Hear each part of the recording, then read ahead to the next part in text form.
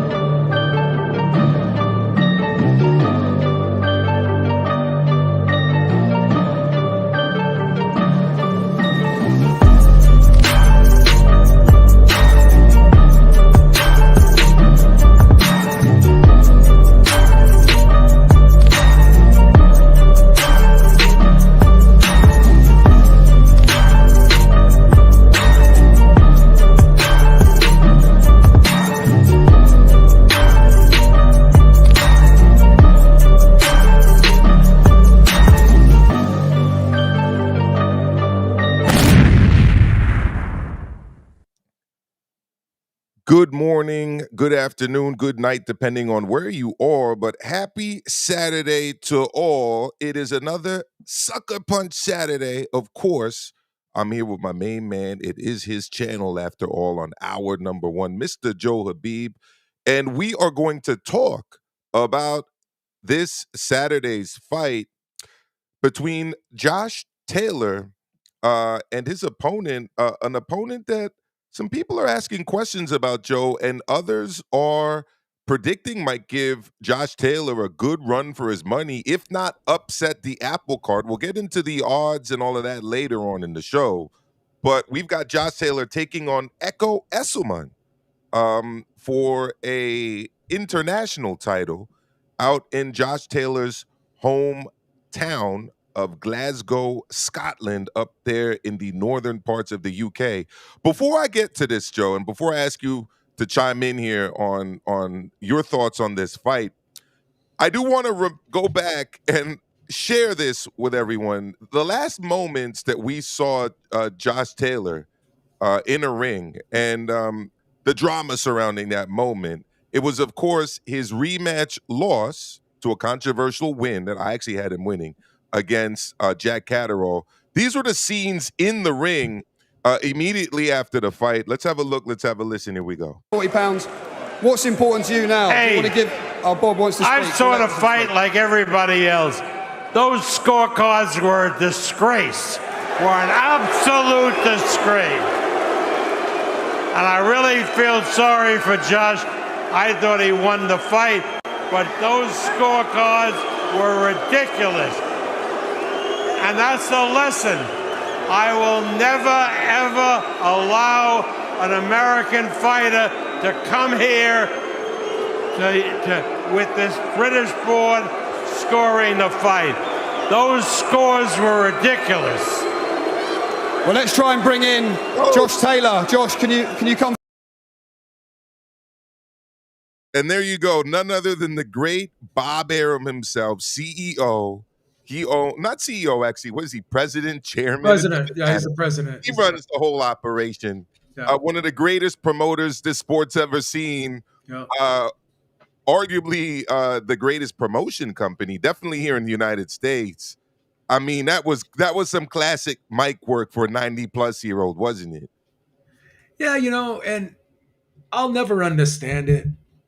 I think two of the judges had it 117, 111, and one judge had it 116 and 113, meaning he had one even round. I scored at 116 and 112 for Catterall. Just about everyone that I've talked to, I think the general consensus scorecard was 116 to 112. Okay, so the judges were one round off what I had. Okay, so Bob, we'll score one. We'll have 116 and 112 on two cards and 115 and 113 on another card. What difference does it make? Like, you're arguing over a round here or a round there. He lost the fight.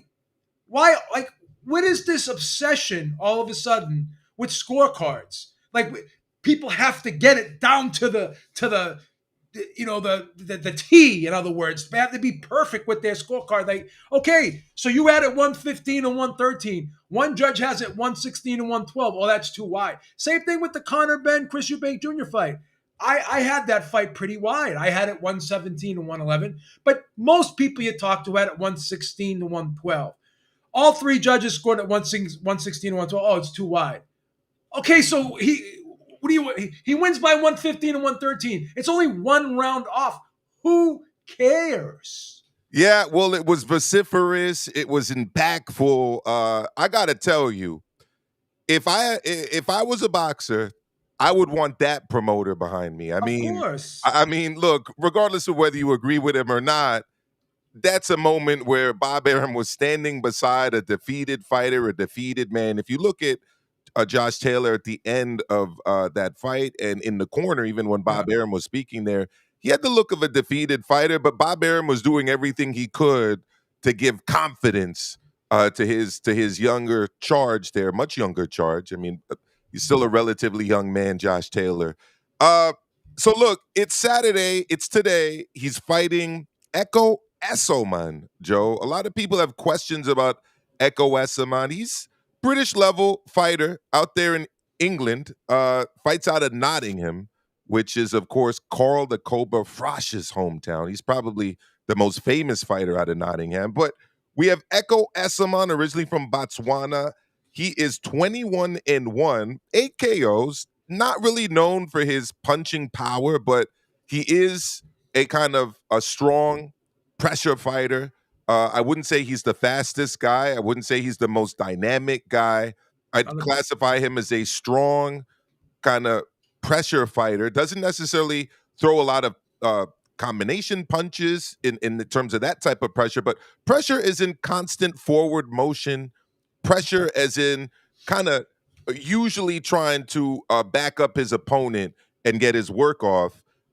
He only has that one loss, which happened against Harry Scarf, who was 12-2 at the time, and considered kind of an upset. That was for the British Boxing Board of Control welterweight title, also the Commonwealth title, and the IBF European title. So I think I'm being pretty accurate when I say that Echo Esselman is British level, kind of fringe European level. At this stage of his career, Joe, I got to be honest with you. This is a win that Josh Taylor really needs to secure, I would say, in a convincing way. Not in the way of his win over Jack Catterall a couple fights back. No, this has to be a convincing opponent. If anyone out there, and thank you to all the people watching right now, hit the like button, hit the subscribe button, make sure you hit that notification bell. If anyone out there thinks that Josh Taylor is going to be contending for a welterweight title, this is a win he needs to secure, and he needs to secure it in emphatic fashion. What are your thoughts, Joe? This is definitely a fight set up for Josh Taylor to look good. It's a comeback fight. It's a kind of confidence builder type fight, I would think. As you said, how do you spell his Esselman? Esselman? Yeah, I've been saying Esselman. Esselman, okay, because I don't want to disrespect the man because Echo Esselman.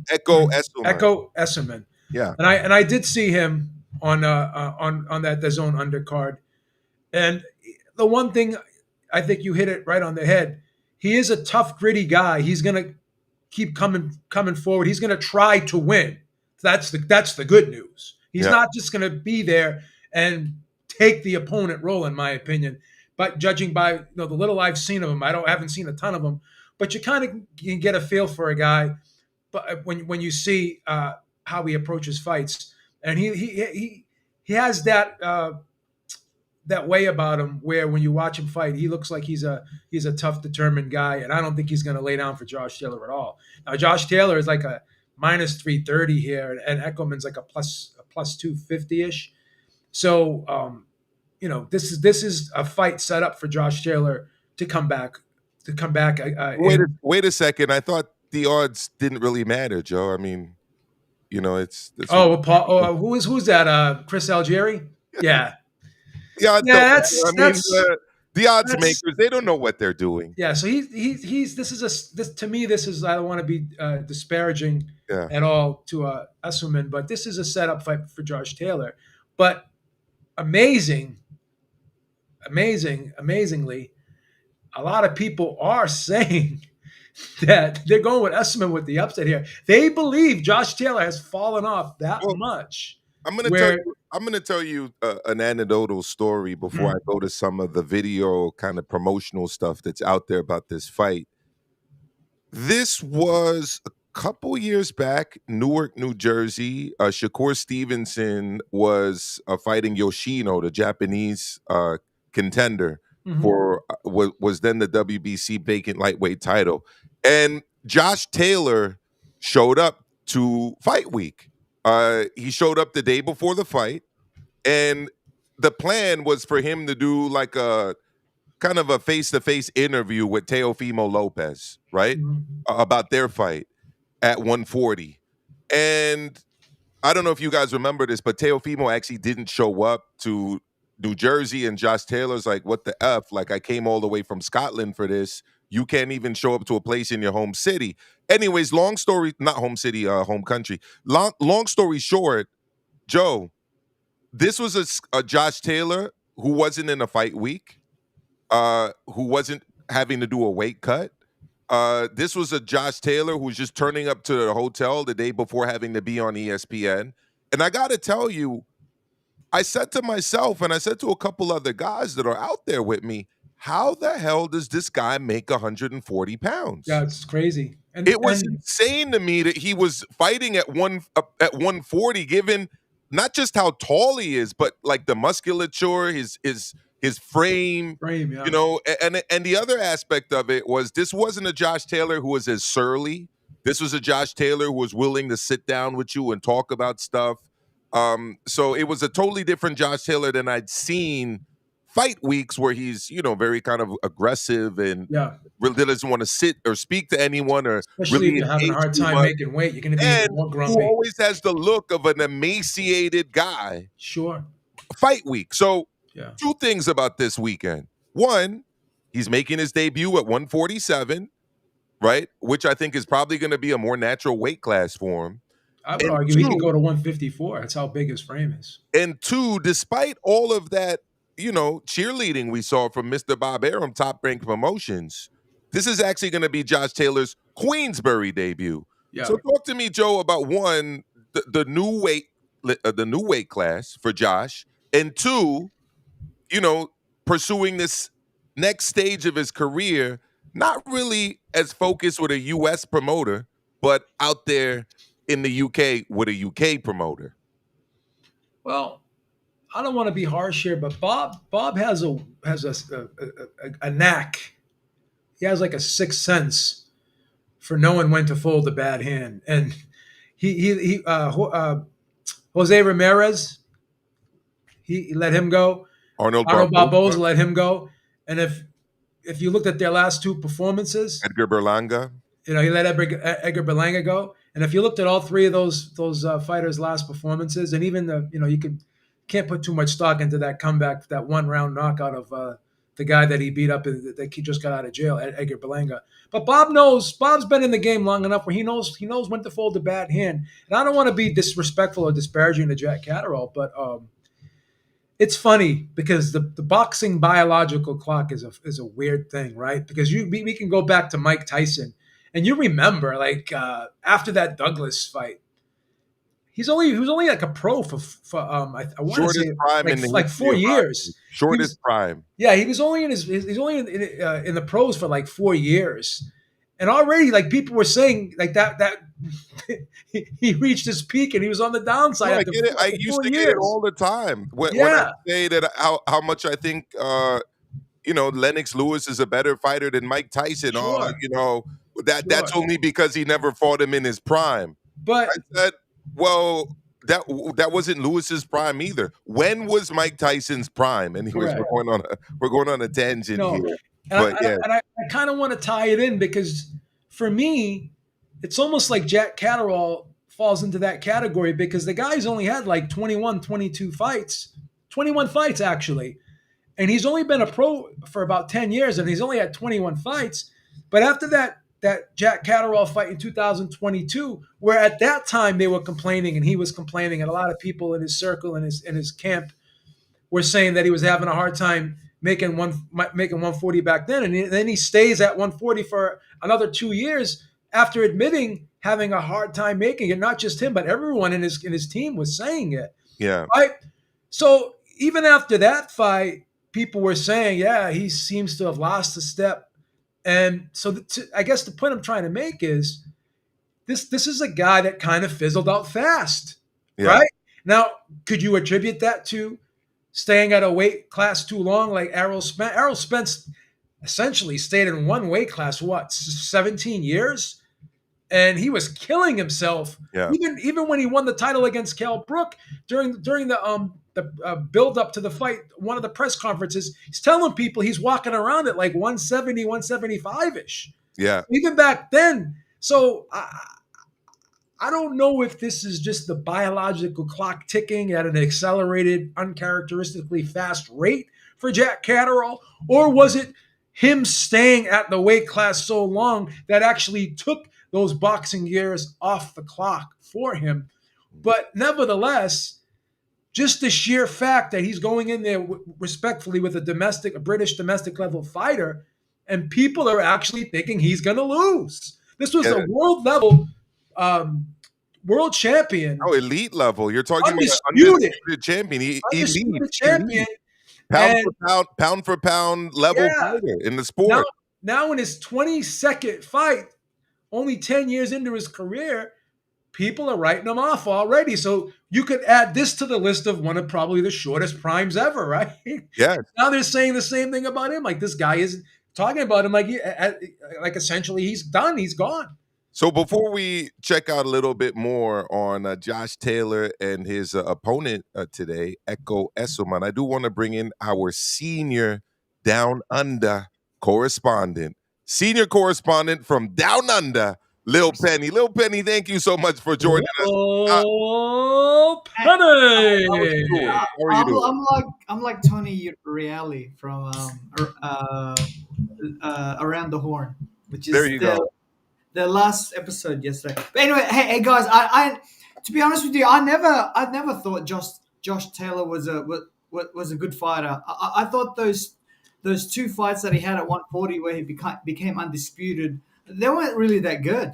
And he actually lost those two fights against Catterall. He got annihilated against Tio.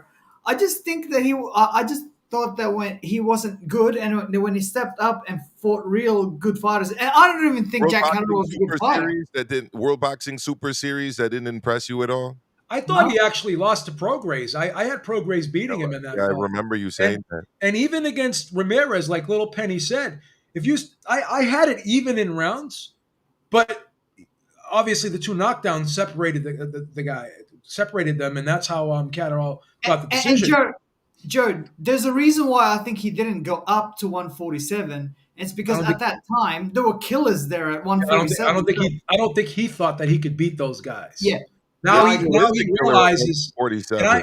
And I said, and that's a very astute point you just made, because I was saying I said this back then. I said he's killing himself to make 140 because if he goes up to 147, he's not going to win a title. He's going to have a hard time. But I said he's probably going to wait it out until those killers go up to 154. Now Crawford went up to 1. He may think he has a better shot beating a guy like Boots, but he probably said to himself, "There's no way I'm beating Crawford. There's no way I'm beating Spence." Right? Yeah. So that's an excellent point. That's probably why he did stay down at 140. He might be able to beat Ben though. Conor Ben, he might beat Ben at 147. Well, here's the thing, Little Penny. He has a better shot at beating Ben and respectfully even Boots than he did Crawford and Spence, in my opinion. Oh yeah. Yeah, and he's definitely got a better chance at beating Ben than he does at beating Boots Ennis. Yeah, I don't think he beats Boots. I don't think he beats Boots at all. I think that's a good fight for him. And everybody's chasing the low-hanging fruit. And I'm going to ask you later, Lil Penny, to discuss your thoughts on the Manny Pacquiao versus Mario Barrios fight because you're not only from down under, you also are a proud Filipino. So we got to talk It's a about that Pinoy. too. Yeah, Pinoy power. Can I say that, little I'll Penny? say Is that down under. appropriate? Pinoy. It's called Pinoy, Pinoy. Did Pinoy I call power. it Pinoy? Or I should say Pinoy, right? Yeah, Pinoy. Pinoy. Pinoy. I'm one of the few Pinoy. people that used to watch the Pinoy Power pay-per-views back in the day. At You top guys rank. remember those in the Latin Furies? Not to Yeah, mention, yeah, not yeah. to Hey, mention Jerry Cedric Peñalosa was in Butcher's, there. heavyweight explosion pay-per-views. Hey, they Anyways, had a I few good digress. fighters back then. Brian Valoria, Jerry Peñalosa. Those guys won world titles. I think the statute of limitations is expired on this, so I think it's okay for me to divulge that I asked my mom to allow me to use the black box back in those days. So I don't know if you guys all remember the black box, but the black box has been replaced by other methods that a lot of boxing fans use. But I was a kid, so even if the statute hasn't expired, I was a minor at the time. Anyways, I digress. Let's have a look. Let's have a listen to Josh Taylor and Echo Essuman discussing their big fight today. Here we go.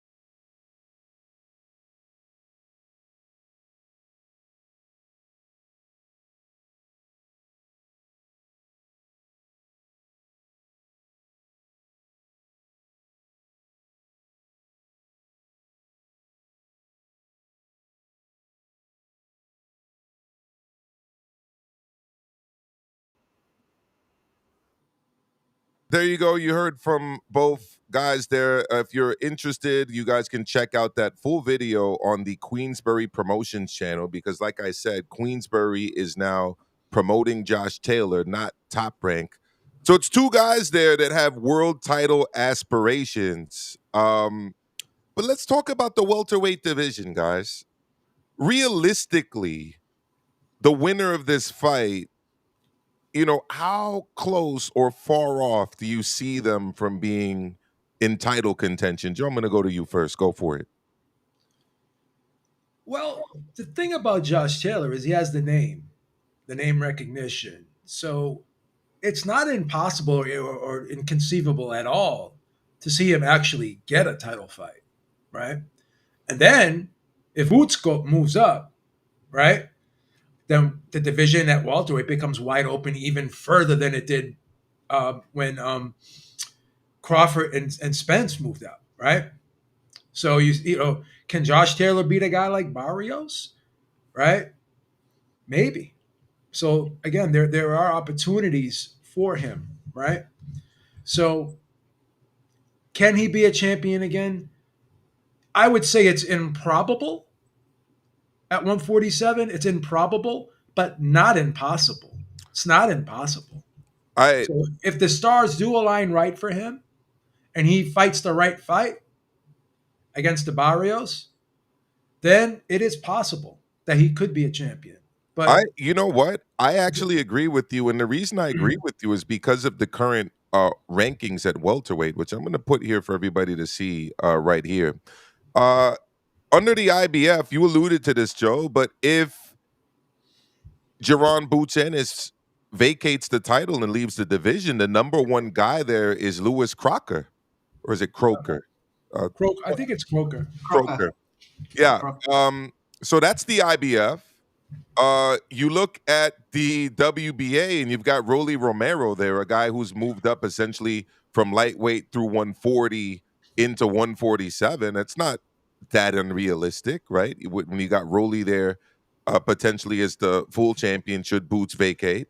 You look in the WBC, there's Barrios, and then right under Barrios, there's Devin Haney. And then you look under the WBO, and you've got Brian Norman Jr., Alexis Rocha, and Jin Sasaki. Yeah.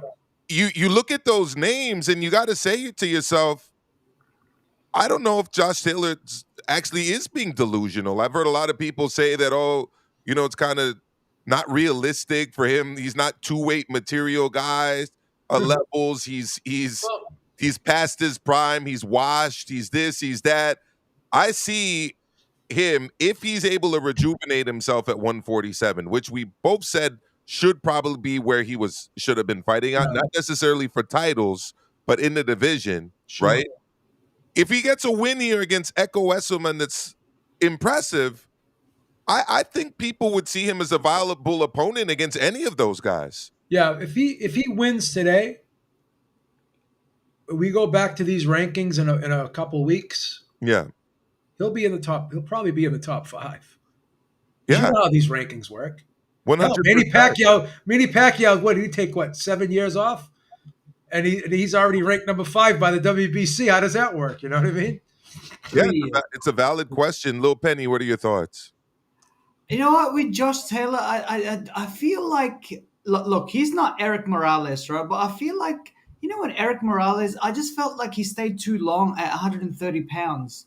He should have moved up at 135 or even 140, like even maybe like 2 or 3 years before. It's same thing here with Josh Taylor. I just feel like he stayed at 140 for too long, and because of that, he got punished. Like especially his punch resistance is not there anymore. If you watch that Teofimo Lopez fight, he didn't look very good.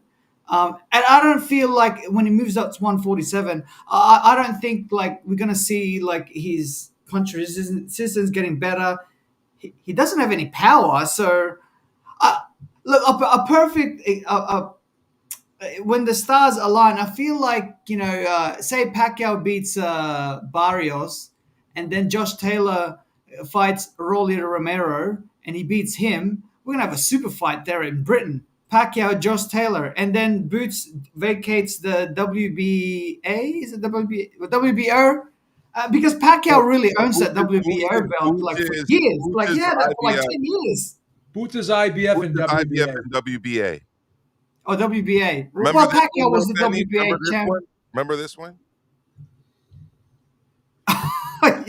Was that the first fight or the second or the third? Which one was that? Yeah, but it's Pacquiao Morales 1. Oh, 1. Oh, that was a great fight. Pacquiao Morales 2. Pacquiao Morales 2. Oh, yeah. Morales was already... Dude, Morales should have fought Pacquiao at 135. In fact, Morales should have picked a better opponent than that Muslim guy. I can't remember his name. But he got outboxed by that guy. He should have picked someone like Juan Baby Bull Diaz or something, like someone that comes forward.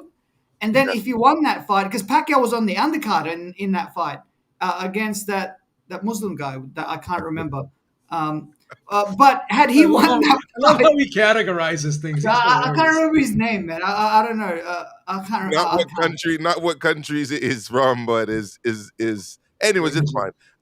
Just bust your chops. Let's talk for a second about Echo Esselman, Lil Penny. What kind of shot are you giving him later today? Dude, I don't know anything about him, so I'm gonna pass this to Jokes. I don't know anything about him. Joe's given his thoughts on it as have I. So, look, I'm just gonna go out there, Joe, and I'm gonna go out on a limb, although I don't really think it's much of a limb, given how I've rated Echo Esselman thus far, and then I'm gonna ask you to break down the odds on this and how you would lay your money down. But I'm picking Josh Taylor here. I'm picking him probably by decision. I don't know if he'll get the stoppage, but I do think that the move to 147 is going to be exactly what the good doctor ordered because of everything I said earlier in the show when I talked about, um, when I saw Josh Taylor for the first time, uh, when it wasn't one of his fight weeks and he wasn't having to make weight and he wasn't emaciated and he was a strong, tall, athletic guy. And I'm saying to myself, how in the hell does this guy make 140 pounds? I just couldn't understand that. But here we go. So Joe, I want you to break out the odds for us. Break this Sure. down. Got them pulled Beating out the odds already. with Beef Sal. Just hold on for a moment. Here we go.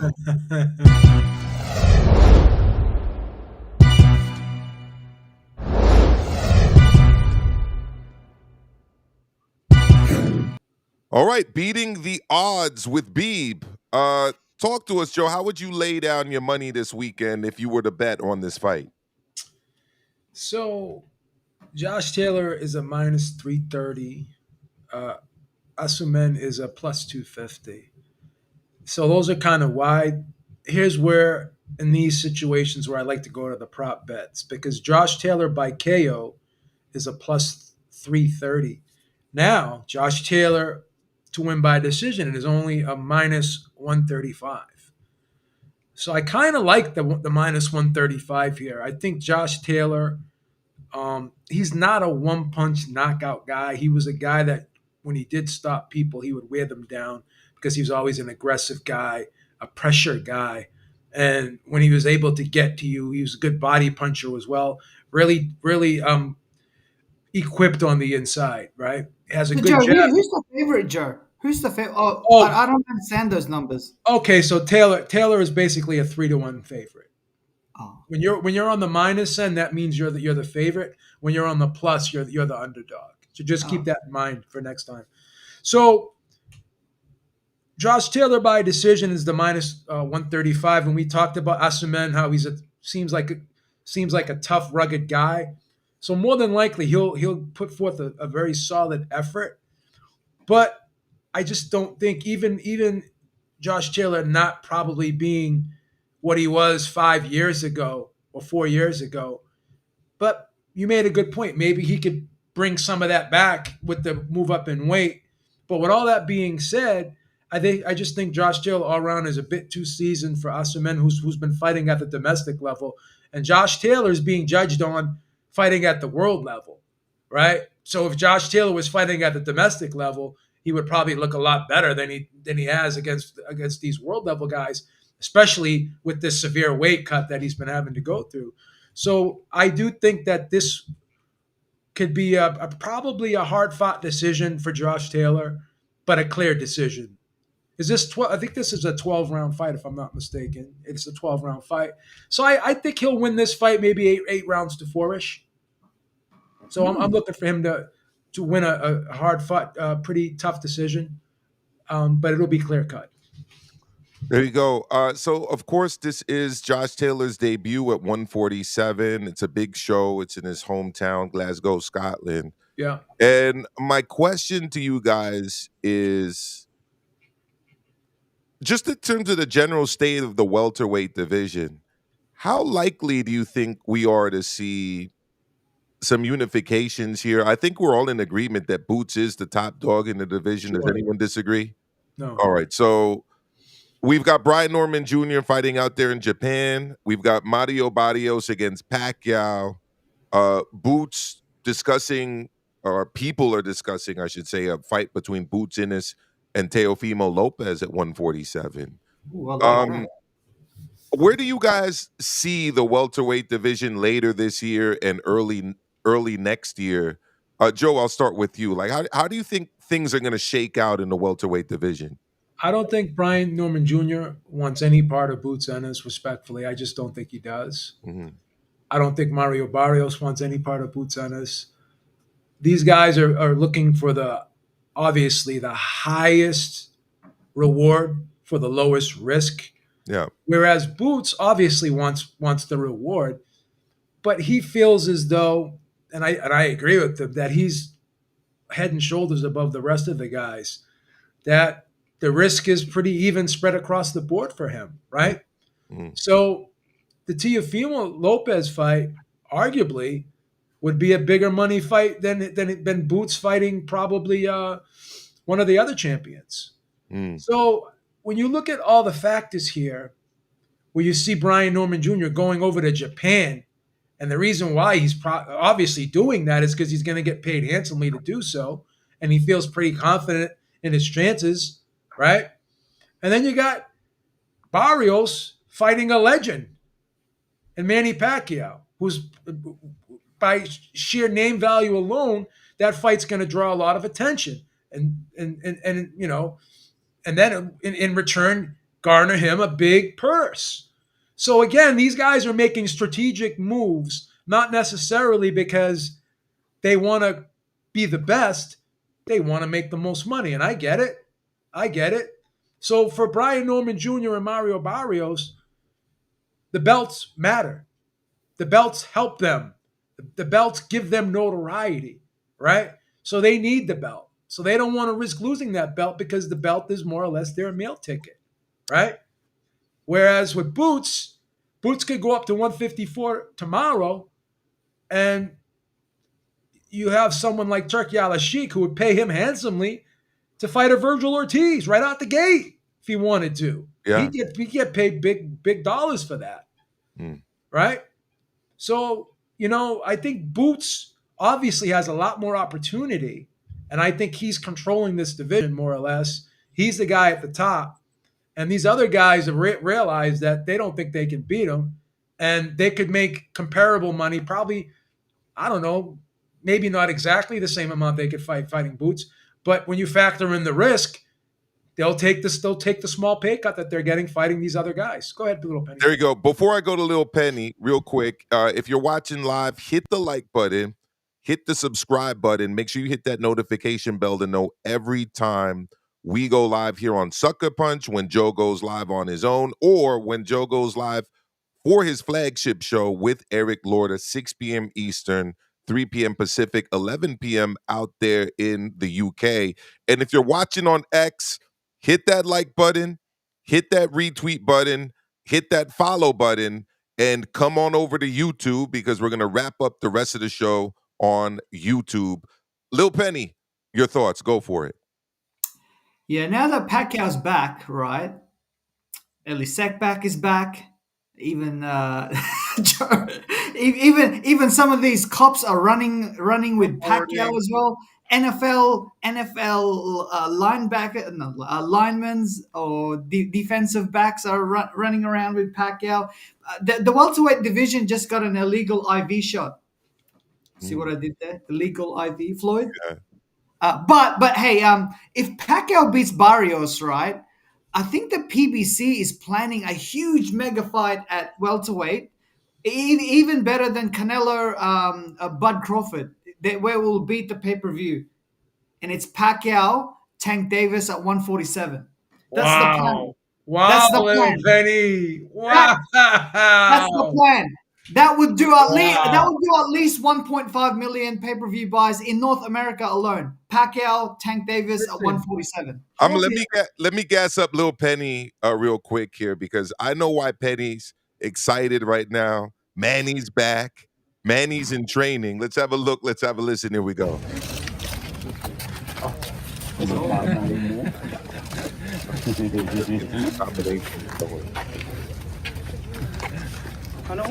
46 years old, guys. Ooh, look at those stats. That's because no one punching. Oh my God. Look at the speed.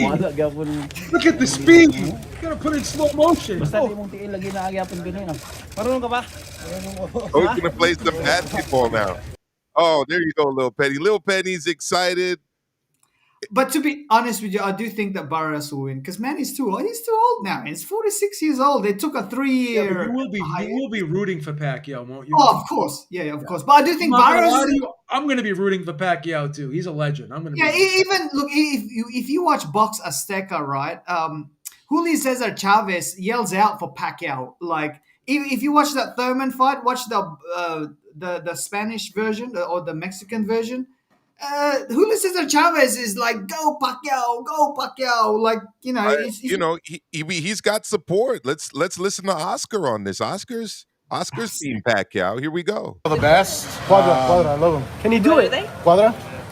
Can he do it? Absolutely. Manny Pacquiao's Oscar needs. He's a legend. Some nice ones. Thank you. He's a legend. I think he can do it. Absolutely. I mean, it's not going to be easy, but I think he can do it. Yeah. Barrios is at the prime of his career, dude. He's 29 years old. Barrios. He's 29 years old. Yeah. He's 29 years old. So look, Oscar thinks Pacquiao can do it. We'll see. I mean, look, that foot speed still pretty good for a 46-year-old. I mean, Sean, shout out to Sean Zettel because he said something very, very poignant the other day on the Porterweight podcast. I'm not a huge fan of the Porterweight podcast. I was about to say, I'm surprised you watched the Porterweight podcast. Well, I saw a clip of it. I saw a clip of it on Twitter. I didn't sit there.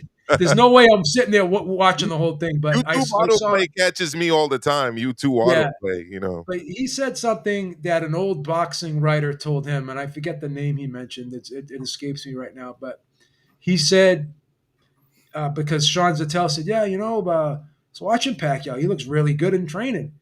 And he goes, yeah. The boxing writer says to him, yeah. But you're not going to see anything like all these guys look good in training, but the flaws show up on fight night. So how they look in training means nothing. They don't lose it, and they don't lose anything in training. What they lose it on fight night. That's where it gets exposed. That's where it becomes clear and evident that they're not what they once were. Because a lot of times, like even when Tyson was coming back and fighting his exhibition versus Roy Jones and Jake Paul, everyone was like, "Oh, look how great!" You're not going to see it in training. All these guys look good in training. It's how they look on fight night that matters. That's where it shows up. And I thought that was a very interesting clip. I thought that was, But Bibbs, I do think Barrios. I do think Barrios is not crap though, like what Paulie Malignaggi keeps saying. Because I remember when Barrios lost to Tank. Afterwards, what's his name? Paulie was saying, he was a champion, even though he wasn't a champion, Barrios. And then when he fought Thurman, he gave him praise, like just to get Tank's legacy better. Now that Pacquiao's fighting Barrios, he's saying that he's crap now. Like, I don't get that. Like, come on, Paulie. Like, be objective, man. Listen, Paulie was a 2-weight division, right? And I'm not being disrespectful, but I actually like Paulie. Does anyone really remember the guys he beat to become world champion? No. No. So he didn't fight Philip Andu, with all due respect. Yeah, there you go. Who's the other guy? Remember, a Ukrainian. Yeah, that Ukrainian guy. Judah was not bad. Hopefully, he's from the eastern Ukraine. I don't know. Anyways, I don't want to get into that. I don't want to get into that. But people do remember Paulie for his losses, though. He lost to Cotto. He lost to Ricky. He actually had a good fight against Cotto, even in losing. He put up a great effort. Ricky hadn't actually demoralized Paulie Malignaggi. Yeah. Like, if you watch that fight, like I don't think Paulie won a round. No, didn't win a round in that fight. Maybe and that was after Mayweather beat him. Shenko is the name. Yes, thank you. We got the best viewers in the YTBC right here. So let's shift real quick from Mario Barrios and Manny Pacquiao to the potential fight. Potential hasn't been announced yet. Jaron Boots Ennis against none other than the Takeover, who I've called the Fakeover on multiple occasions. The Takeover / Fakeover, Teofimo Lopez. Let's listen to Hall of Fame retired fighter and ESPN pundit Tim Bradley talk about this. Extreme zoom in on the cell phone here with Tim Bradley, but let's have a look. Let's have a listen. Here we go. Lopez alone. He better leave him alone. I'm telling y'all. Yes, leave that boy alone. He a real one. I know what all that racist rant and stuff like that. Hey, that's just one thing. When I'm talking about boxing, that's what I'm talking about. And I'm here to tell y'all, he got what it takes to beat Boots Ennis. Man, the two most athletic fighters in the game. Damn, if they was to go head to head. Woo-wee. Yeah, Boots got all the attributes. He got the height, he got the long arms. But you know who got the better timing? That's Teofimo Lopez. You know who's athletic? Who was the last athletic guy that Boots fought? Curran? Curran was the last one? Yeah. And don't think that Boots gonna be able to out punch him. Don't think that. No, he not. Put Teofimo Lopez alone. Okay, so I want to break that Who's the down. last athletic guy Teofimo fought? Well, I was just about to say, listen, Versus. respect to the Hall of Famer Tim Bradley. I got to chime in here. Come on, Tim. What in the name of God? I don't would first of all, would Jerron Boots Ennis versus Steve Claggett even get sanctioned? Like, what would happen in that fight? I don't even want to think about it. It would be way worse than what Jerron Boots Ennis did to Roman Villa, a fight I was live to see. That was a brutal fight. Boots versus Steve Claggett, way more brutal. I could go down all the lists of Teofimo Lopez's opponents, and every single one of those opponents would be a brutal stoppage loss, in my humble opinion, to Jerron Boots Ennis. If we're talking about athleticism against who? And how would that transfer to a Boots fight? I don't see it. Lil Penny, Joe, do either of you see it? What am I missing here? Boots will win that fight. There's levels to this. Tio's not on that level. He's okay, but nah, he's not on that level. He should stay at 140. In fact, he's not even a big 140. I mean, Joe Habib. I thought Jermaine Ortiz beat Teofimo Lopez. So did I. Sandor Martin. I thought he beat him. Sandor Martin beat him. I had Sandor Martin losing by the skin on the hair of a rat's ass. I thought that fight was razor close. I mean, wasn't Teofimo more athletic, quote unquote, than Sandor Martin? Yes. Wasn't he more athletic, quote unquote, than the technician? Yes. Jermaine Ortiz from your neck of the woods, from the great state of Massachusetts. Like, Steve Claggett. How did those wins go for Teofimo? They were close, controversial wins. And those guys, I don't think, are any more athletic than Boots Ennis. No, they're not. I don't know. That was I think that was a wild take, in my opinion. But Tio should fight Haney at 140. The father versus father and the son versus the son. That would be an epic fight, like pre-fight and then in the fight. Don't you think? At 140 pounds? Yeah, I mean, yeah. I don't know. What do you think, Joe? I don't hate it. Yeah. So, Joe, you were making a point earlier that I think is worthwhile mentioning as we wrap up this discussion on the welterweights and as we wrap up the first hour here. You were comparing the welterweights of yesteryear to the welterweights of today. I thought that was a very interesting point that you were making. I'd like you to elaborate on that and also just explain it to the audience. Yeah, so when you think of the old days and you compare it to the modern era, you always hear the term bigger, better, faster, stronger. And meaning that these guys have evolved. And usually as time goes on, they're larger. The athletes in particular, they're larger than they were in the past. But if you go back and you look at the welterweight division, right? When Leonard and Hearns and Pepino Cuevas were in there, and you had Wilfredo Benitez. Those guys were like 5'10-ish. Tommy Hearns was like 6'1". And when you look at the welterweights, of this era, like Spence, 5'9", you had Crawford 5'8", Floyd 5'8", Pacquiao 5'7", 5'6.5", right? So these guys are actually frame-wise smaller than those guys back then. So that's like the one division where actually it's not bigger, right? I don't think it's better, right? And I don't think it's faster or stronger when you look at those guys back then, because those guys were pretty formidable back then. When you look at Leonard, look how big Leonard is. Like, look how tall he is. Look how long he is. Look at these guys. You know, these guys are look at Hearns. See how tall, 6'1". He's fighting a guy that's about 5'10", 5'11", right? These are big guys. Whereas Danny Garcia, Keith Thurman, these guys are 5'7", 5'8". These are smaller guys. Sean Porter, 5'6", 5'7".